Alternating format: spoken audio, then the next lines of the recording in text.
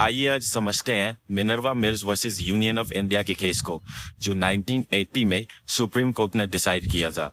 चलिए सबसे पहले इस केस के फैक्ट्स को देखते हैं। मिनर्वा मिल्स लिमिटेड एक टेक्सटाइल कंपनी थी। 20 अगस्त 1970 को सेंट्रल गवर्नमेंट ने इंडस्ट्रीज डेवलपमेंट रेगुलेशन एक्ट 1951 को यूज करके एक कमेटी सेटअप की।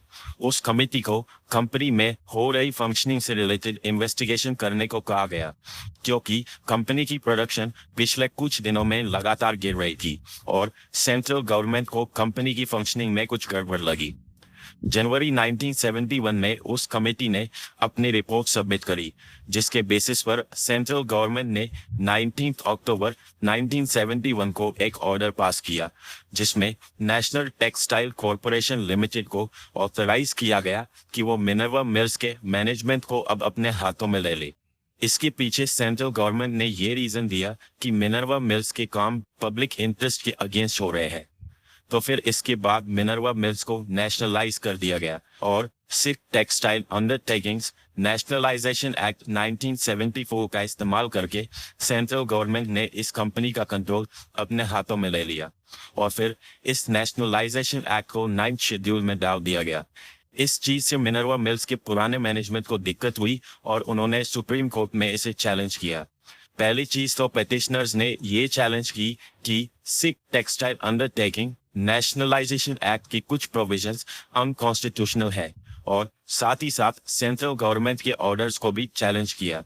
पेटिशनर्स ने 39th कॉन्स्टिट्यूशनल अमेंडमेंट एक्ट को भी चैलेंज किया, जिसने इस 1974 के नेशनलाइजेशन एक्ट को 9th शेड्यूल में डाला था।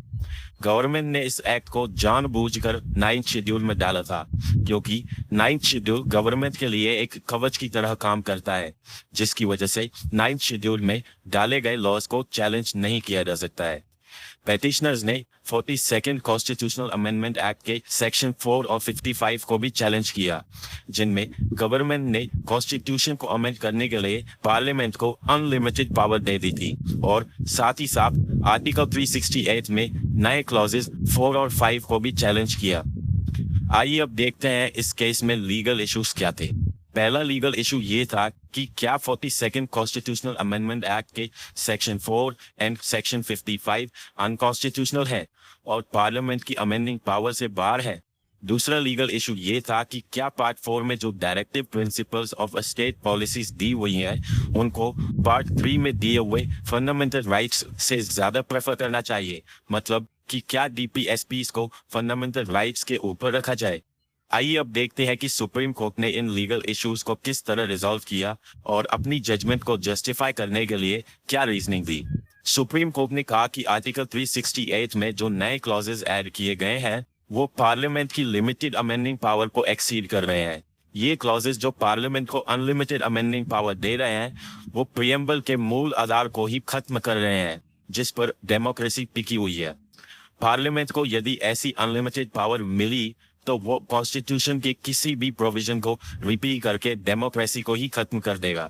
सुप्रीम कोर्ट ने एक बहुत ही अच्छी बात ये कही कि कॉन्स्टिट्यूशन ने पार्लियामेंट को जो अनलिमिटेड अमेंडिंग पावर दी है, उसी को यूज करके पार्लियामेंट अपनी अमेंडिंग पावर को अनलिमिटेड नहीं बना सकता है। फिर केशवानंदा भारती केस से प्रेरणा लेते हुए सुप्रीम कोर्ट ने ये कह ही दिया कि पार्लियामेंट के पास जो लिमिटेड अमेंडिंग पावर है, वो कॉन्स्टिट्यूशन का बेसिक फीचर है और इसी वजह से उस लिमिटेशन को खत्म नहीं किया जा सकता है।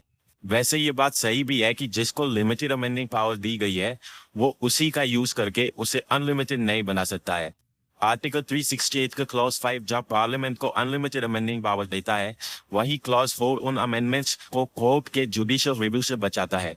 सुप्रीम कोर्ट ने कहा कि इंडियन कॉन्स्टिट्यूशन लेजिस्लेचर, एग्जीक्यूटिव और जुडिशरी के बीच बैलेंस ऑफ पावर पर टिका हुआ है। जजेस का ये फंक्शन और ड्यूटी है कि वो जिन लॉज को चैलेंज किया गया है, उनकी स्क्रूटनी कर सके और उनकी वैलिडिटी को डिसाइड कर सके। यदि कोर्ट से ये पावर छीन ली गई तो कॉन्स्टिट्यूशन में दिए फंडामेंटल राइट्स केवल नाम मात्र ही रह जाएंगे।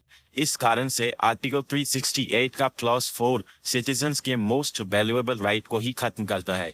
आप अगर ध्यान दें तो हमारे कॉन्स्टिट्यूशन फ्रेमर्स ने आर्टिकल 13 बनाया ही इसलिए था ताकि ऐसे लॉज जो फंडामेंटल राइट्स के अगेंस्ट हो, उन्हें अनकॉन्स्टिट्यूशनल माना जाए।